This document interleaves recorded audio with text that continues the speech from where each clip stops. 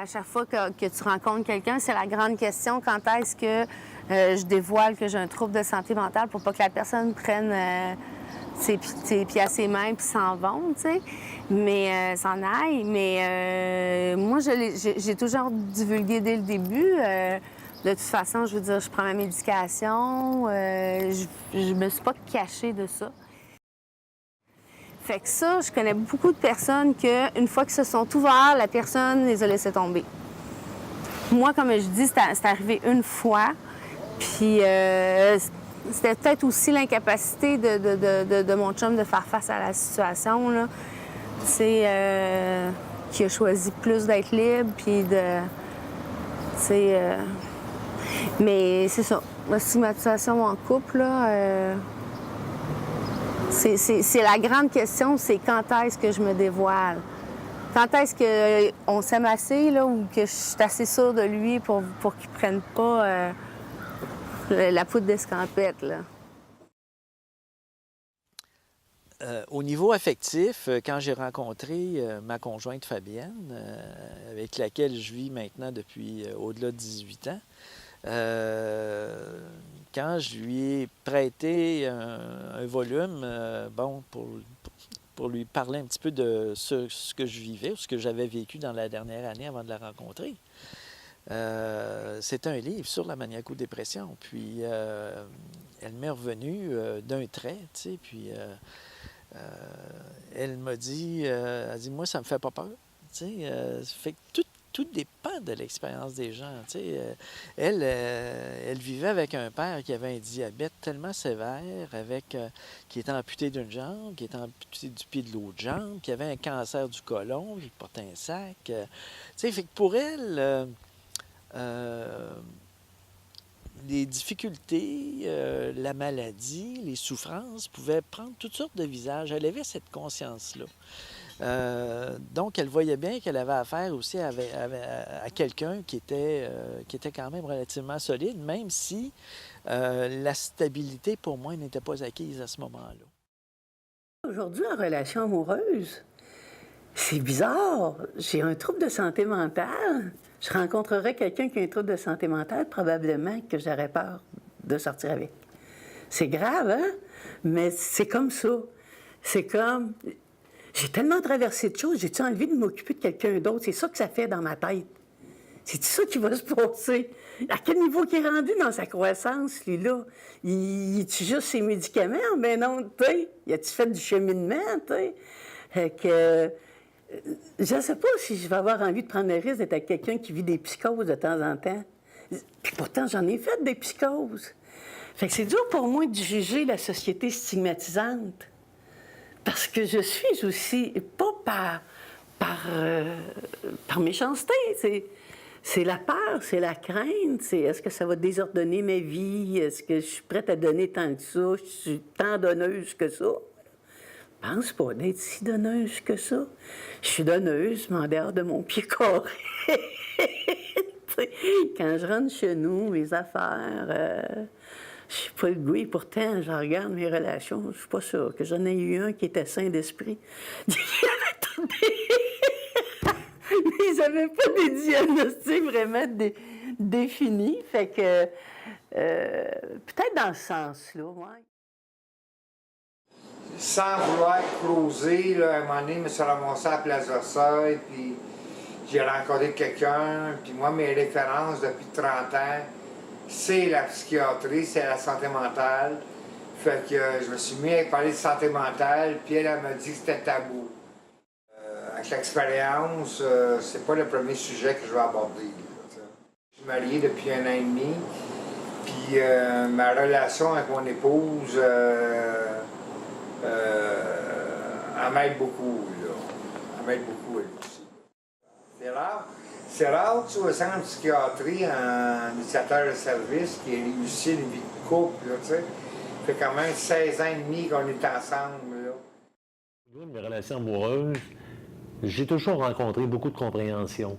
J'ai toujours eu droit à beaucoup de compréhension. Quand il y a un climat de relations mutuelles là, basé sur une confiance là, réciproque, etc., puis il y a un sentiment amoureux, ben on ne devrait pas être gêné là, de parler de notre histoire de santé mentale et on ne devrait pas être mal à l'aise d'en entendre parler non plus, normalement. Mais bon, encore une fois, chaque personne est différente. Chaque personne a vécu une histoire, là. Moi, j'ai rencontré des gens, effectivement, qui avaient eu des histoires amoureuses assez difficiles en lien avec ça. Parce que le conjoint ou la conjointe avait un diagnostic, puis à un moment donné, ça s'est mal terminé, entre guillemets, entendre par là, bon, ça a des ruptures en queue de poisson ou tout ça. Alors, c'est sûr que dans ce temps-là, ben là où la personne va être un petit peu plus là, sur les breaks dans sa prochaine relation amoureuse avec une personne qui va se présenter et qui a une histoire en santé mentale. Puis on peut le comprendre, c'est légitime. J'entends, mettons, un schizophrène est en peine d'amour, bien, n'importe quelle personne qui est en peine d'amour va avoir de la peine, va avoir de la difficulté à se remettre de ça. Donc, il ne faut pas focusser sur la maladie, il faut vraiment tasser ça de côté puis s'occuper de la peine d'amour qui souvent, malheureusement, on va focusser sur la maladie. Se présenter et dire aujourd'hui, j'ai 33 ans, je suis plus à l'aise, mais mettons à 26, 27 ans, là, dire rencontrer une fille d'un bar et dire ouais, moi je vis encore chez maman, je fais rien, vraiment, je pose des études, rien. C'est pas gagnant. Là. Je peux pas conduire non plus. Hey! Non, mais je peux pas conduire parce qu'il y a des évanouissements, etc. En partant, t'as une petite étiquette loser un peu. Tu te fais perdre un peu. Puis c'est ça, c'est que ça vient s'ancrer dans tes pensées aussi. Pour Fabienne, Richard, c'est pas... elle pense pas aux troubles bipolaires, elle. C'est sûr... Elle est informée, elle sait c'est quoi. Elle a vécu d'ailleurs un petit épisode avec moi en 2008, mais sa perception de Richard au quotidien, ça n'a aucun rapport avec les problèmes de santé mentale. C'est l'importance d'entretenir notre flamme au quotidien. Ça, c'est important. Daniel Henkel nous parlait beaucoup de l'importance d'être au volant d'une voiture, puis de regarder en avant, puis on a un petit rétroviseur, mais on regarde très peu en arrière. Bien, moi, cette vision-là, je l'aime beaucoup. Puis Fabienne est comme ça aussi. Alors, c'est une fonceuse dans la vie de toute façon, puis c'est pas une personne qui va se laisser... envahir par des commentaires que d'autres personnes pourraient faire par rapport à ça. Il y a aussi ses enfants qui sont importants là-dedans. OK? Parce que ses enfants sont très, très supportants. Mon fils est très supportant aussi. Comment dirais-je? Ils sont près de nous autres, mais encore là, c'est pas parce que Richard a eu une condition particulière un jour. C'est simplement parce qu'ils comprennent qu'ils ont des parents qui s'aiment. Puis c'est tout.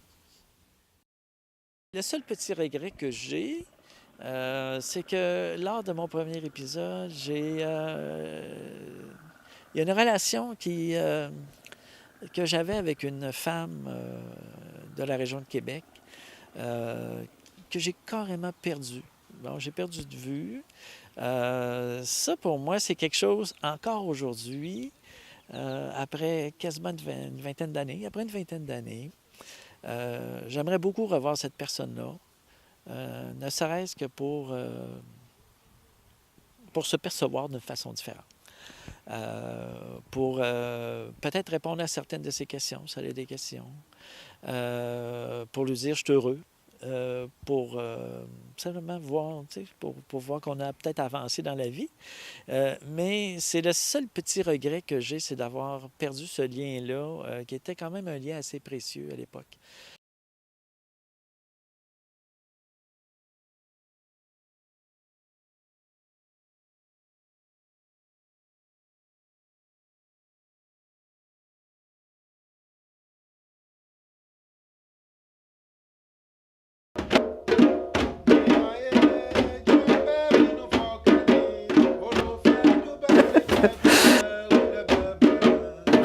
Bon.